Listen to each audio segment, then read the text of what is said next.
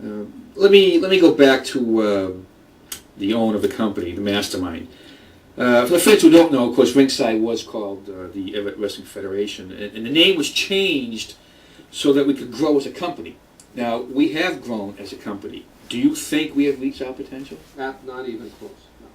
No. And that's probably the saddest indictment yet. We were Everett Wrestling Federation, drawing 800, 900 people at Everett High School. We became RSE.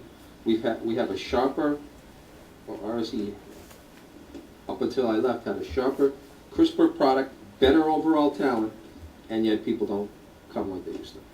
And can you figure out why? Is it the downtrend in wrestling overall? I mean, I think the fact that we got away from things we did at Everett Wrestling, we didn't transition them to RSE.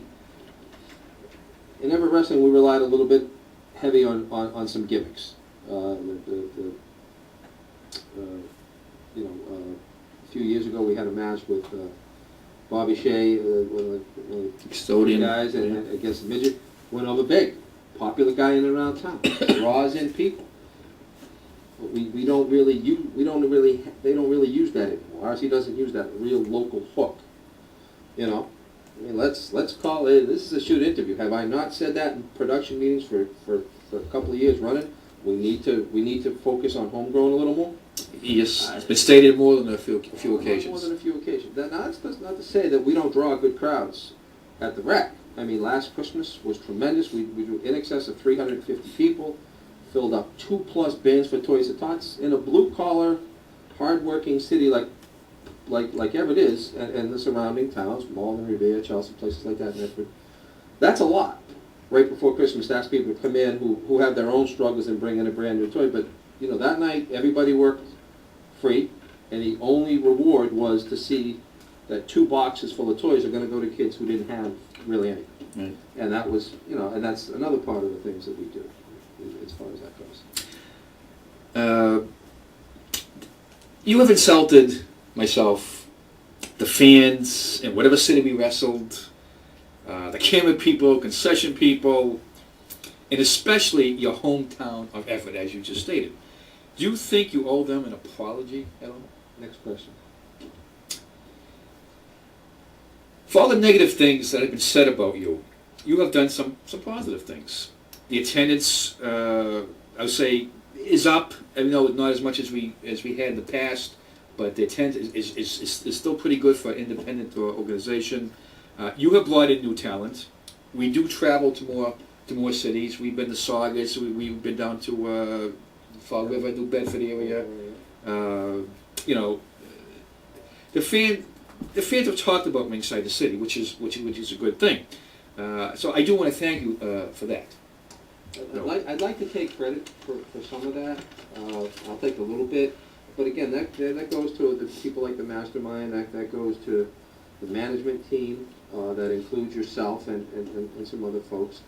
And that's what you try to do. You try to bring in new talent. You try to expand other cities. When I go into Saugus and we're thinking we're going to get 500-600 people, we only get 300. You go out for an opening, and people are sitting on their hands, and you're trying to get them revved up, nothing. And somebody comes back and says, "Oh, crowd's flat tonight. Give me 2 minutes." They won't be. And I grabbed the microphone, went out there, insulted the living crap out of the Saugus people. I mean, it's Saugus. It's I'm not meaning to disparage, but the only thing I'm going for is the Kowloon. I mean, it's nothing to like really about the town of Saugus. They have, they're kind of not rich, but they're upper middle class. They think their stuff doesn't stink. They can't really run their city to save their soul, and all they have going for it is the Kowloon. I mean, that's a shoot. I don't like the people of Saugus. I truly don't. The biggest thing they have done with them in the last 15 years is a Little League team made it to the World Series. Come on. It's terrible. At least here and ever, you're a football powerhouse. Great, fabulous. Saugus, no. New Bedford says enough. Out of the places like, we go to these towns. I mean, they're not places I'd go all the time, but, hey. Next question. Do you have any opinions on any wrestlers here on RSE? Yeah, give me a wrestler, I'll give you an opinion. Sure. Well, Stunning Sean Stevens. I'll just name a couple. Stunning Sean Stevens has the potential to be one of the top 3 names in independent wrestling in the New England area. Scott Osborne. Well, I didn't finish. Oh, I'm sorry. I just realized a quick answer. You notice I said he has the potential. Yes. Doesn't live up to it. Works when he wants to as hard as any guy I've seen. It just doesn't give it enough. I think if he applied himself full time, he would be one of the most sought after guys in New England independent wrestling and maybe beyond. He can be that good when he wants to be. What about our current champion right now, Scott Osborne? Did I say that? Thank you, Mr. Cameraman. Scott Osborne. My mistake. Scott Thank Osborne. Homegrown, say, or one of the younger guys, far and away, best body, best look in the company. Outside of it, Rick Fuller, who's been a pro for 15, 18 years. Scott certainly has one of the best physiques in the company, bar none. Talented, has it all. Another guy right there, top 2. Probably 2 of the top guys. Could be probably 2 of the top guys in the company, sure. And of course, our champion now, the Reaper. I'll tell you, if the good Lord gave that young man about 2 or 3 more inches, about 40 more pounds of muscle, again, there you go. There's some guys that just have been homespun, homegrown, trained a bit, and that's one of the things that's hurt, not having the proper training facility. Of course, when we had one, a lot of guys didn't show up anyway. They pissed and moaned about no place to train, but when it was time to show up 3 days a week, they didn't come. Good point. For whatever, I'm not saying they didn't do it because they didn't care. That's not what I'm saying. I'm saying for whatever reason, guys didn't show up. I'm not going to mention who, but guys who could have, should have applied themselves more simply didn't do it. What lies in your future, TJ? I have no idea. Well, I mean, I do my own thing here. I travel. I spent 9 days down in the Florida Keys over the summer. I'll be making my annual sojourn out to Las Vegas in October. I don't know. We'll see. Would you go to another wrestling federation? Would I? Sure. Absolutely. Do you regret anything you did while you were in charge here? Sure, I have some things I would probably do differently, but that's in the past. You gotta, if you're gonna spend your life being hindsight and Monday morning quarterbacking yourself, you're not gonna last long in this business. Before the start of this saga show, your team elite members attacked Stunning Sean Stevens in a parking lot, which was a very despicable act. You had crushed his leg in the car door, and you injured him severely, and therefore he could not defend his title.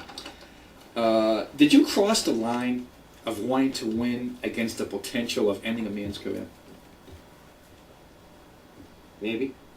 He was again. I go back to he was on top of his game then, so it was going to be tough. So, it was a famous saying in this business that says, "Win if you can, lose if you must, but always cheat." Next question. Obviously, the May show did not go as planned for you. The May show in Saugus. Oh, the May. Both shows didn't go as planned, but the one in Saugus in May, you had apparently hired a crooked masked referee. That seemed to be the goal. Not going to dignify any of that with a response. Move on. Okay. Just a few more questions if we get the time. Is there any relationship between you and Vinny Capelli? Relationship? No, there's not. Ringside Entertainment is family orientated. We don't allow the swearing and the brown panty matches and so forth and so on. Is that the way wrestling should be portrayed on TV? Do you think Vince McMahon is out of control of what he does? I think when wrestling became sports entertainment, that's when all the old school ties were severed. Now it's sports entertainment. It's the mastermind chooses to run his company as a family entertainment show. I happen to disagree with it. I think we would do much better if we would appeal to a little more edgier audience. And I think we had an edgier audience back in the early 2000s. Now, I challenge people to, there's a show, I don't know when your next show is, but it's a family show. And show up, folks. Prove me wrong. I love when people prove me wrong, but you know what? Every time somebody said in this company, or they were going to prove me wrong, they never did. They never proved me wrong.